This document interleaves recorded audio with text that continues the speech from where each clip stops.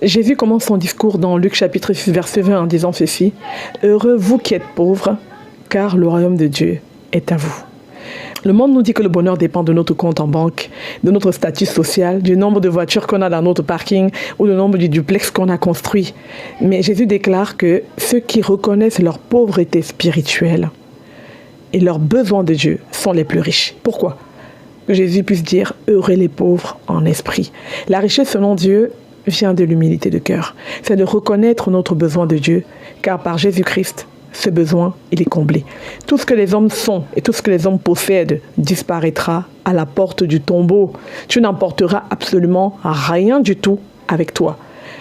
Ce qui va demeurer pour l'éternité, c'est la présence de Dieu.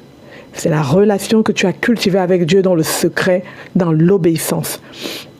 Or, ceux qui sont riches de choses matérielles ne pensent pas avoir besoin de quoi que ce soit d'autre. Aux yeux du Seigneur, ils sont pauvres, ils sont nus et ils sont perdus. Le pauvre n'a certes rien, mais ses mains vides sont ouvertes pour plus facilement recevoir le royaume. Ton argent ne te sauvera pas de l'enfer.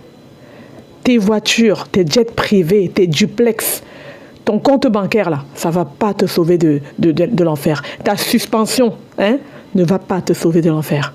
Ce qui va te sauver de l'enfer, c'est de t'humilier devant le Seigneur, de reconnaître ton besoin de Dieu, de reconnaître que par tes propres forces, tu ne mérites pas d'hériter le royaume de Dieu et que tu as besoin d'un sauveur. Alors si tu es pauvre, mon frère, ma soeur, toi qui n'as pas les moyens, toi qui es pauvre, qui te compare aux autres, arrête. Arrête. Parce que le Seigneur n'est pas fou de t'avoir donné une condition humble. Ceux qui sont humbles financièrement, ceux qui sont petits aux yeux du monde, ce sont ceux-là que Dieu a choisis pour leur donner un royaume éternel. Un royaume que personne ne peut leur arracher. Un héritage que personne ne peut leur voler. Un royaume qu'ils vont emporter avec eux, même après la mort. Ils entreront dans une gloire que l'œil humain n'a pas vue et que l'oreille humaine n'a pas entendue. Donc, que Dieu te bénisse et sois fortifié dans le chemin que tu as choisi avec ton Dieu.